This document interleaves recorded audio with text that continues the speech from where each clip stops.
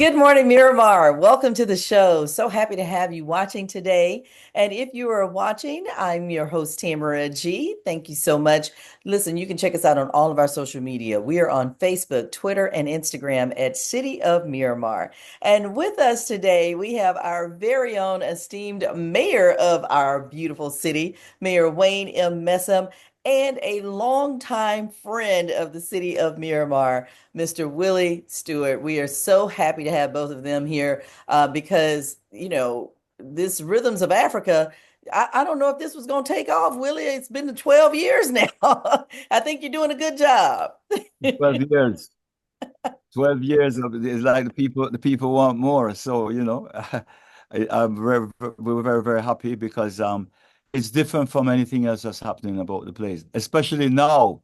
It's especially now. Okay. Well, and listen, for the last several years, for many years now, Mayor Messam has, of course, helped to bring this Yes. to our city. Mayor Messam, tell us a little bit about Hosted and supported. and supported it from the beginning. Absolutely. Tell us a little bit about Rhythms of Africa and why you thought this would be great for our great city.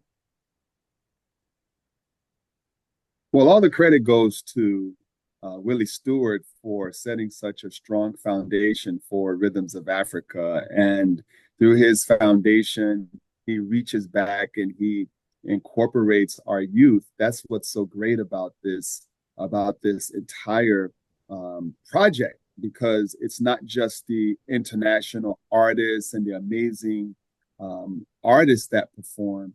It's really how he uses the percussions to teach our students. They literally come in with little knowledge of being able to play these instruments in just a matter of weeks. You will not believe that these students are just so in tune with the music. The music just turns on all types of activations in these kids, and to have them to perform with Grammy artists, it's just amazing. And what a beautiful thing about it is the community gets to see our kids being able to not only learn an instrument, have an amazing production, but to have a once in a lifetime opportunity to perform with artists, like Marcia Griffith and this year Ken Booth. I mean, these are just some icons. I mean, my parents and even I as a child, listening to Ken Booth and all of his music over the years. It's just an amazing experience for our Somerset kids. And speaking of these kids, Willie, you have been working with the kids for many, many years now before bringing Rhythms of Africa, because, that is what you do. You give back to the community. Have you noticed a difference in kids today? I mean, are they still interested in music? Are they still interested in instruments? Because now you can put something in a computer and you'll have a whole song in 5 minutes.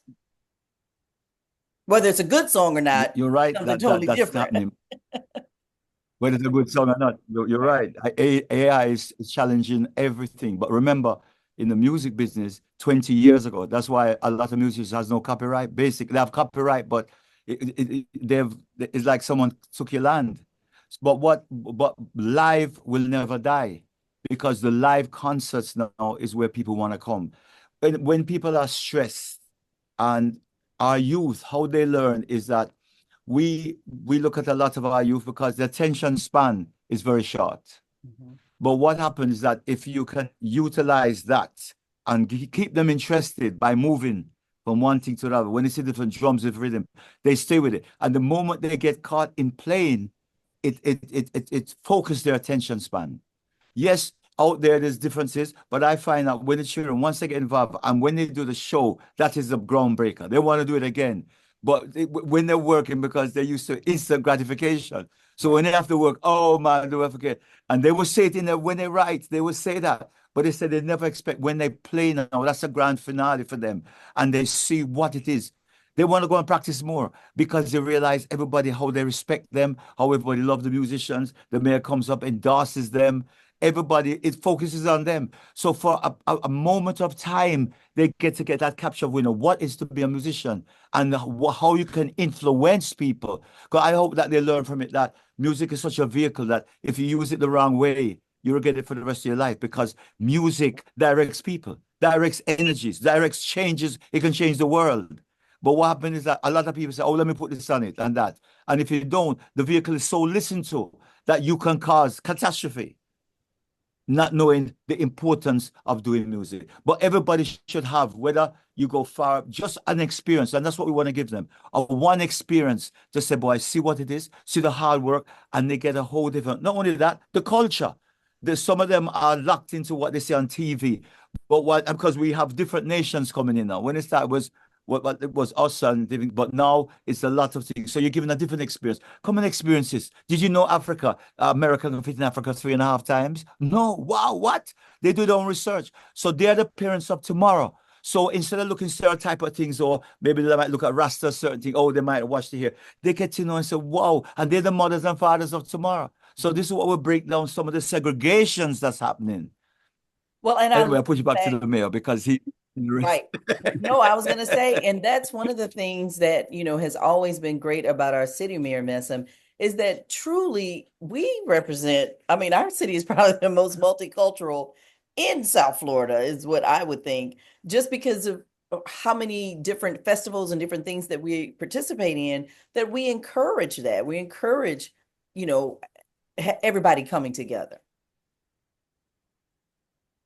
Oh, yes. And when you take Rhythms of Africa, Africa, the motherland, has influenced this entire world. And when you look at our South Florida community, we have people from not only from Africa, but from the Caribbean, from South America, from Central America. You have people that are native, Americans.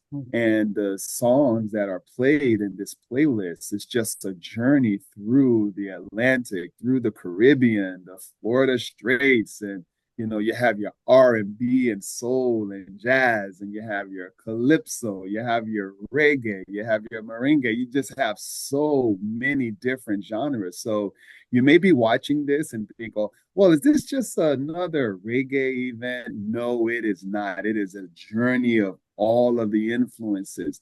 Wherever Africa has touched, you're going to get some piece of music from that. And it's just great. And the beauty of it is that our kids are at the center of all of this.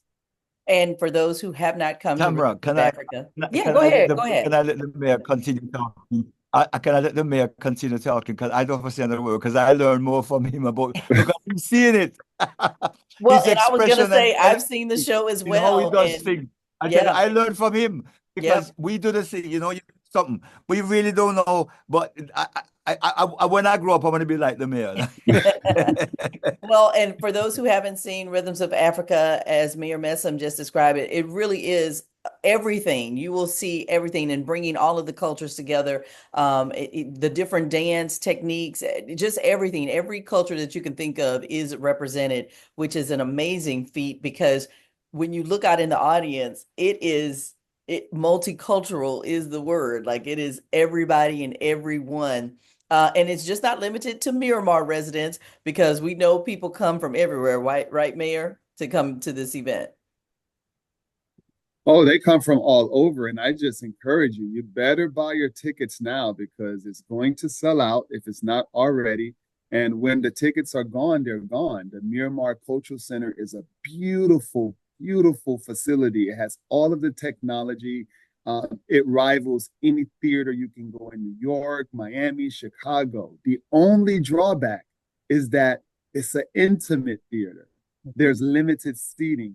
It's about 800 capacity in the theater. So the only drawback is that once these tickets are sold, they're gone. And we can't create or build any more seats for you. You're going to have to wait your turn for next year. So make sure to go ahead and get those tickets right now.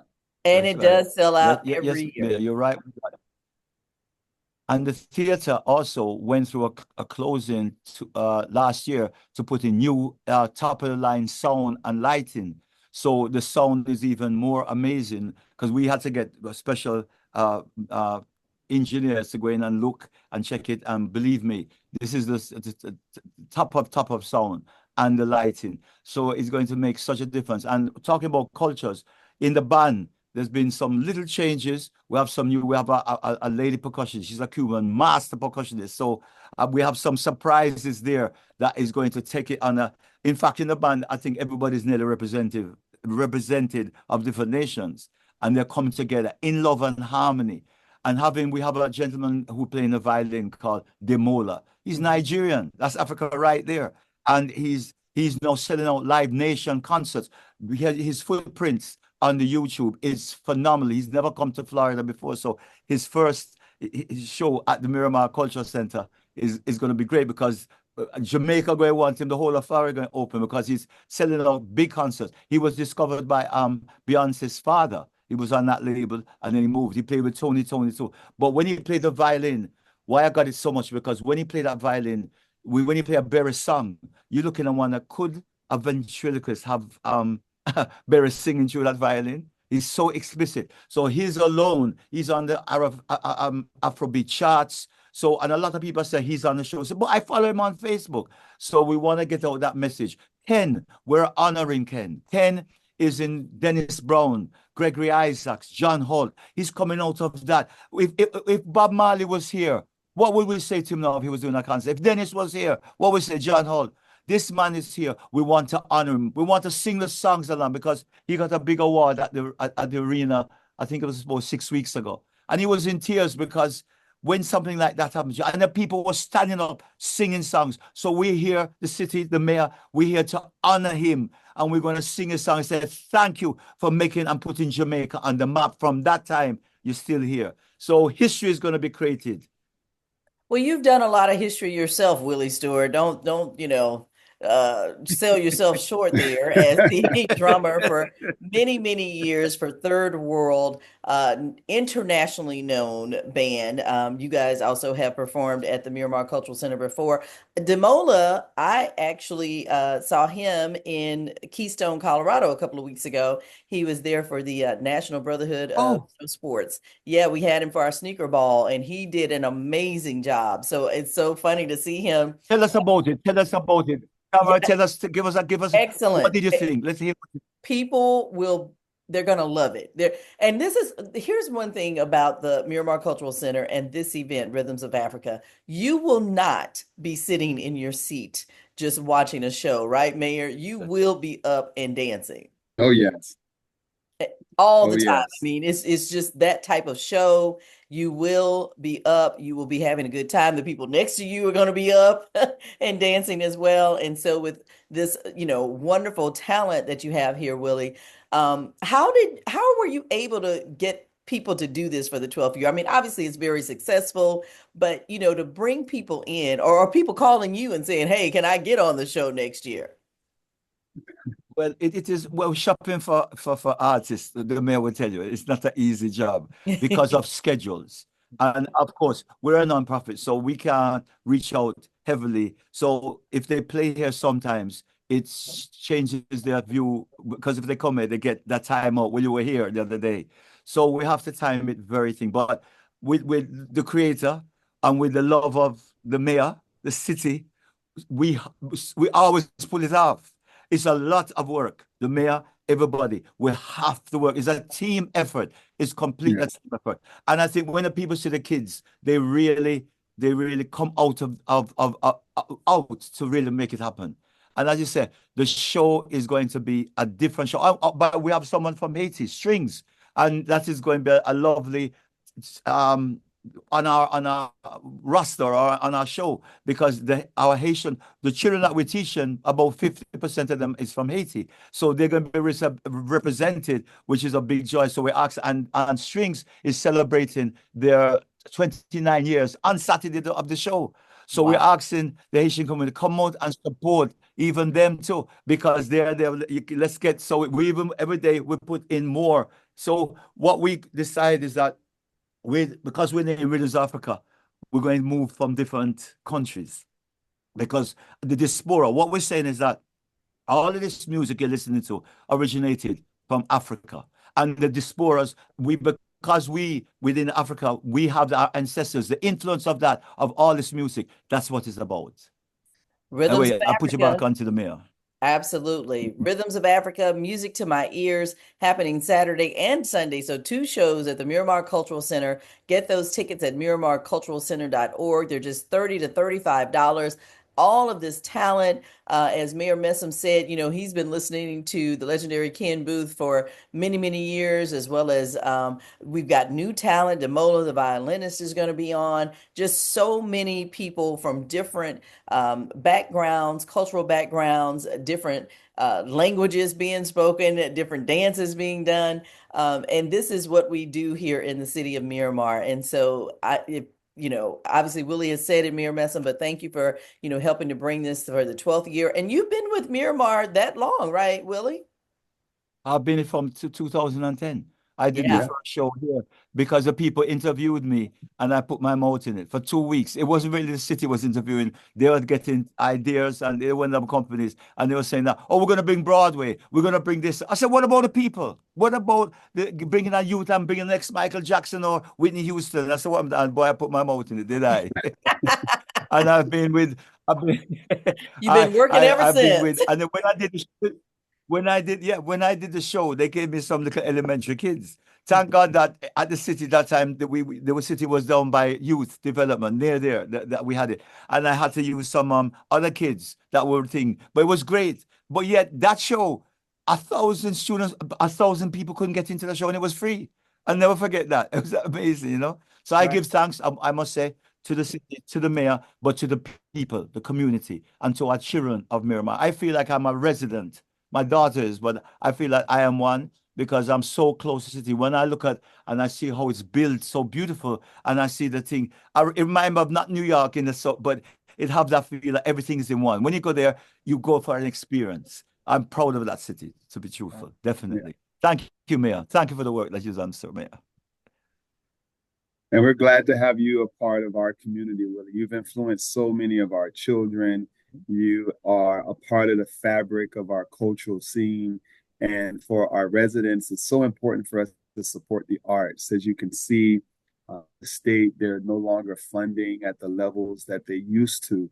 And it Right. becomes very difficult for us to do these types of programs. So when we have these offerings, it's so important for the community to recognize we have talent and we have ambassadors of arts and culture, and we should support it, regardless of what higher levels of governments are doing. We have the autonomy and we have the ability to support our arts. And if you really want to have a great time and feel good while you're having a great time, I do not know a better event than to come out to Rhythms of Africa, April 26th to 27th, 7 o'clock on Saturday, 5 o'clock on Sunday. Get your tickets before they sell out. It's going to be an amazing, amazing production.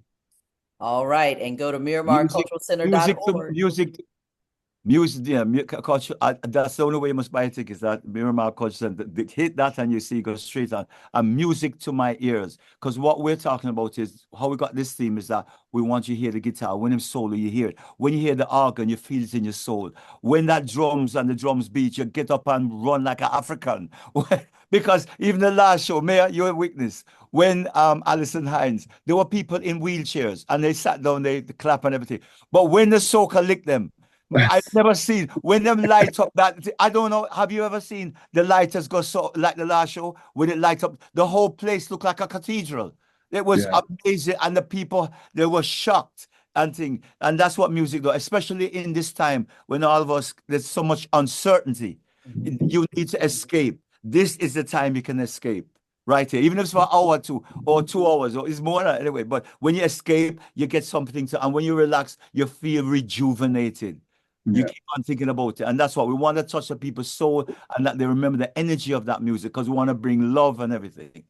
12th annual Rhythms of Africa, Music to My Ears this year again is going to be at the Miramar Cultural Center. Get those tickets, MiramarCulturalCenter.org. This sells out every year, so we're not just saying that. It does sell out. So if you don't have your tickets, you need to get them Saturday, April 26th, Sunday, April 27th, and the tickets are just $30 to $35. So we look forward to seeing everybody there. Thank you so much, Mayor Wayne M. Messam from our beautiful city of Miramar, our mayor, as well as Willie Stewart, longtime drummer for the internationally acclaimed Third World Band. I see that. Is that a gold or platinum album? I see it back there on the wall. Yeah, So oh, you can see that. Whoa, I that's can see it. platinum. Japan, we got it's so Japan is 10%, 10% of sales in Japan of American platinum will be there. But it's sold more than that. It sold 250,000 copies. So it's really double, really triple platinum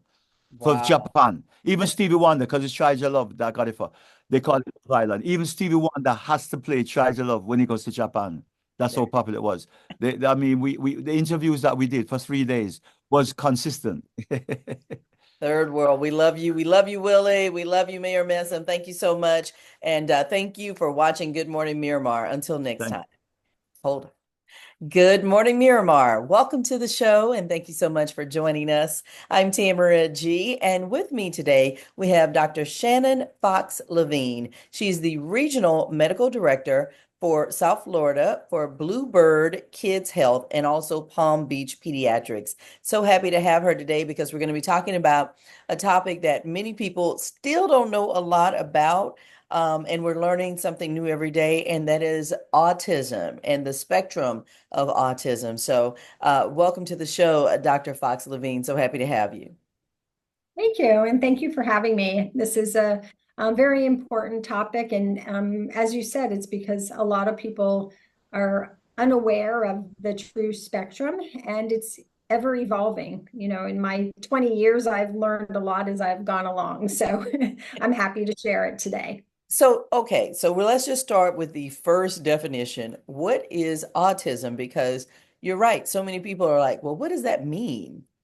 Yes, yes. So autism is a developmental delay. So development condition in which children and then growing into adults have difficulties with their social communication and interaction, and they have sometimes difficulties with their speech and speech progression through life, so can experience some delays and repetitive behaviors and interests. Then what many people say, they can be very sensory, so sensory sensitivities. So these three concepts: communication, social interactions, and then the overall behaviors, interests, and sensory integration, how they fit and feel in the world around them, is autism. But again, there is a very, very, very wide spectrum. Okay. And with that being such a wide spectrum, when is this first discovered? I mean, is this something that parents should be aware of at the age of 2, or does it not show up until maybe you're 13 or even 20? Great question, because yes, to all of that. Oh, because, okay. because Well, great. All right. you hit, So, you hit them go ahead. all. Yeah. Yes, it's yes across the spectrum right there.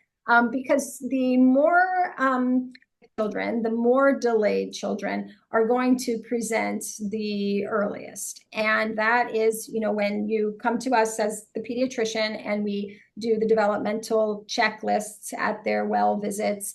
And typically at the 18-month and 2-year-old well visits, there is a screening tool that we use to identify any child who may have potentially autism. And a lot of times it's, again, those things, the restrictive repetitive behaviors, the social skills, the language delay, and being overly stimulated by sensory things around them that will signal us on those questionnaires to then have further testing done.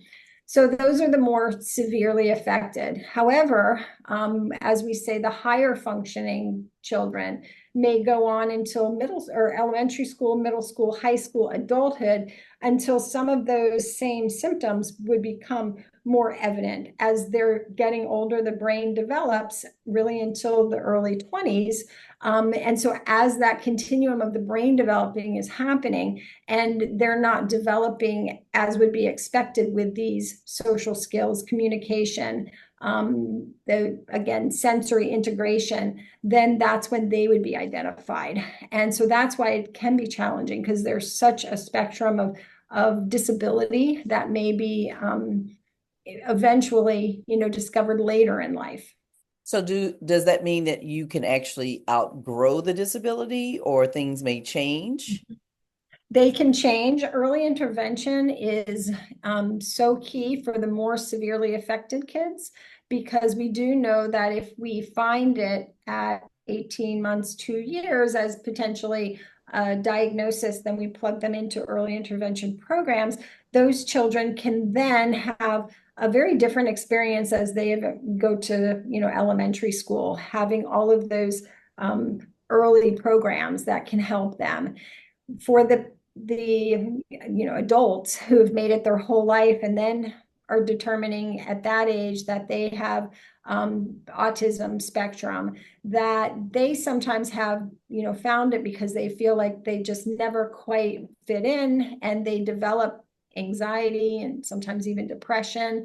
And so even as an adult, though, they can be identified and can be given some therapy to help them. Mm-hmm.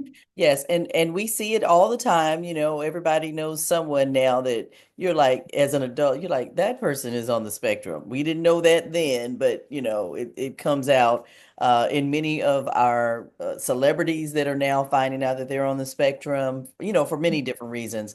But I guess the question I wanted to ask as well is, how do you determine whether someone is on the spectrum or they are just shy? Maybe they don't have the social skills. I was always a social butterfly. So I was told to be quiet in class too much.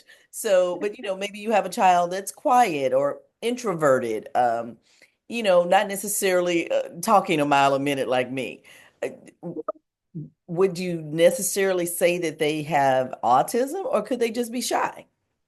Oh, they could absolutely be shy. That is what our colleagues, the specialists in this area, are able to help us define. So the children who present early, we are able to plug into early steps, the early intervention program, and also get testing for autism at that young age. But then through this continuum, there are psychologists who can do the testing, and there's specific testing that is for to determine whether this is the diagnosis or whether it is something else that could be going on to make this person, child to adult, just feel like there's something that's different about them. So the psychologists, some neurologists, and then even us pediatricians, we are now in the state working on a pilot program to be able to do the actual testing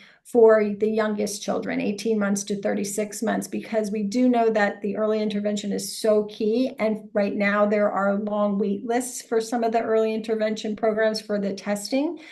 So as pediatricians, we're developing a program statewide for us to be able to start doing some of the testing for the early kids that are more obvious to us. The older kids, that's harder. That does need those tests that are very specific to the psychologist to be able to do. If you're just tuning in, thank you so much for watching. We are speaking with Dr. Shannon Fox Levine. She is Regional Medical Director for South Florida for Bluebird Kids Health and Palm Beach Pediatrics. We are talking about autism awareness. It has its whole month now that people are making everyone aware of this. And I guess the next question would be, Dr. Fox Levine, is, can it be cured? I think there are many parents out there that are just wanting to know, or better still, how did this happen? And I'm sure you get that a lot as a pediatrician. Yes, and there is definitely some inherited component Many people who have children who are autistic have other family members who are either autistic or have attention deficit hyperactivity disorder, or obsessive compulsive disorder. So there is a genetic component to this. And as far as being cured, I mean, really treating the symptoms is the most important thing. And so early intervention, getting therapy, speech therapy, occupational therapy, and then some children actually need applied behavioral analysis, ABA therapy, which is to help the restrictive repetitive behaviors and some of that, the more severe behavior that can happen with autism. So getting the early intervention is really how to help these children then become, a successful adults later in life. I actually have a nephew. He is on the spectrum. He's on the higher functioning end. You can ask him who won the World Series in 1964 and where was it played, and he knows immediately who it is and who played in it and what the score was and how the game was won and everything. And that's just a random, totally, he didn't look that up. So obviously there are some gifts that people who are living with autism have that a lot of us would want to have those gifts. So why is it that they feel like they don't belong? Because none of us belong. We're all different. Yes, yes. Well, a lot of times though is, in that social setting with their peers, if they start talking about, baseball statistics and are not really reading the room, getting those social cues that, okay, we're moving on to another topic now, then the other kids will identify this as just being different. And then, the autistic child starts to feel as they get older and mature, and again, that brain is developing and they become more self-aware, they notice that there is something different about them socially. So yes, we're all different, but most of us can have social interactions that don't stand out so far from the group. And so that's one of those things, especially with the higher functioning children, that develops through time with their peers. Their And it's peers so funny you say make. that because now he's learning how to read the room. He's like, did I talk too much about that, Auntie Tam? Did I? And he's very conscious of it now because he's 15. So he's very conscious of it. Good looking boy, tall, all the girls like him. So he's just trying to find his way. But, all of us were awkward at 15. So I don't count that as, him being on the spectrum because of that. It's just none of us knew how to talk to boys or talk to girls when we were that age. So, but he's working his way through it. He's working his way through it. And social skills groups. There are, in communities, so that someone who's a specialist to get kids together who have autism and learn how to talk to one another. And they can learn. They can learn the social cues, how to respond to certain things. It's pretty amazing. So they are able to learn with earlier the intervention better for them with that developing brain, because then as the brain is developing, this is more hardwired for them. And so, okay, so then you have the parents who have the kids that are on the flip side, who are experiencing the behavioral issues, who are not able to learn or to sit in a classroom and be mainstreamed, I guess is what it would be called. What type of facilities or help can they get out in the community? Are there any, support groups for parents who have a child who has autism?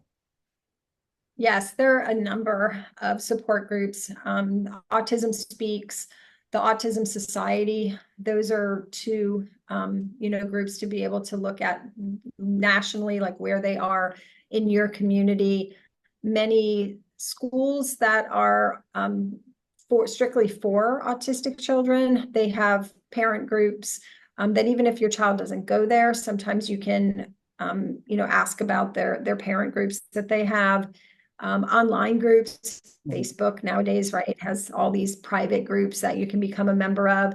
Many of the therapists in the community that you're in will also have resources for you. Especially the ABA therapist will, that's what they work a lot on is the parenting programs for these kids and how to have that support in the community from other parents who are experiencing the same thing. So now I think, more than ever, as that spectrum grows, there are more resources in the community for families to be able to get extra help. Okay. So we've been talking about children, Dr. Fox Levine. Let's talk about adults a little bit. Obviously, a lot of them were not diagnosed because this is a new day and age. Obviously, we're in a whole new century. And so things are different. But for those who were born in the 60s, 70s, and 80s who did not get that diagnosis, but now we see the behavior, we're like, yeah, this person has autism. Or maybe not. Maybe they still don't realize it. They just think they're the odd man out. What support groups or what help is available for adults? Because I know you said that anyone can change the behavior if you have the therapy and the tools to do so. I mean, I personally think ABA could be for anyone, child or adult, because that really is what ABA is it's behavior modification. So working with a board certified behavior analyst, BCBA, who tend to be the specialty that does ABA therapy, even as adults, that you can learn the behavior, again, this can all be learned over time, to make changes in your life that ultimately can help your mood. So again, a lot of adults who don't just recognize there's something different about them and they can't figure out what it is that develops, into some anxiety, ultimately some depression. So that is a way to treat their anxiety and depression if they figure out the root cause and then work on those specific behaviors on how to change that behavior. So whether it be a BCBA or any licensed mental health therapist who works with behavior modification, and there's different types of therapy for that. But so not to get too specific, but most mental health counselors would be able to help with that. Okay. And we have to mention and bring up, vaccines. There are so many people out there who believe, rightly or wrongly, that vaccines create this or they don't create it, whichever way. Is there any research that shows that vaccines are the reason, the blame, the why my child is autistic? Well, there's a lot of research that shows that autism is not caused by vaccines. So, unfortunately, the one study that started all this for the measles, mumps, rubella vaccine many years ago, that was out of the UK, the author of that study admitted that he fudged the data. And that, I feel, is really where this all began, is from that falsified data. Mhm. And since then, there have been numerous studies that have proven otherwise, that the MMR does not cause autism, that other vaccines do not cause autism, that vaccines save lives. Vaccines are crucial for our community to stay healthy, for that herd immunity. And that's why, we have the measles outbreak now, that we have 2 children who have lost their lives to in the state of Texas because they were not vaccinated. And so the MMR does not cause autism. The MMR is important to prevent a deadly disease. All right, sounds good. Dr. Shannon Fox Levine, Regional Medical Director for South Florida for Bluebird Kids Health in Palm Beach Pediatrics. Again, tell people where they can find more information. I know you mentioned Autism Speaks, that's probably the national, and then of course they'll trickle down. They can tell them where to go for their local information. Yes, yes. Autism Society, Autism Speaks. Okay, sounds good. Well, thank you for speaking with us today, Dr. Shannon Fox Levine. We certainly appreciate it. And of course, again, Autism Awareness Month. That's every month, though, because we're finding more and more that more people do have it, more children are being diagnosed, but that's only with early detection, which is key to everything, right, Doc? I know you say that probably to all of your patients. We do. Prevention is our bread and butter. We're all about preventing any type of disorder, disease, whatever we can do to keep our children healthy, to become healthy adults as well. And I think the important thing with intervention is key. If you have concerns about your child's development, please have a conversation with your pediatrician. All right, early intervention. Thank you so very much. Dr. Shannon Fox Levine, again, Regional Medical Director for South Florida for Bluebird Kids Health and Palm Beach Pediatrics. Thank you so much for joining us today on Good Morning Miramar. Thank you. It's been great.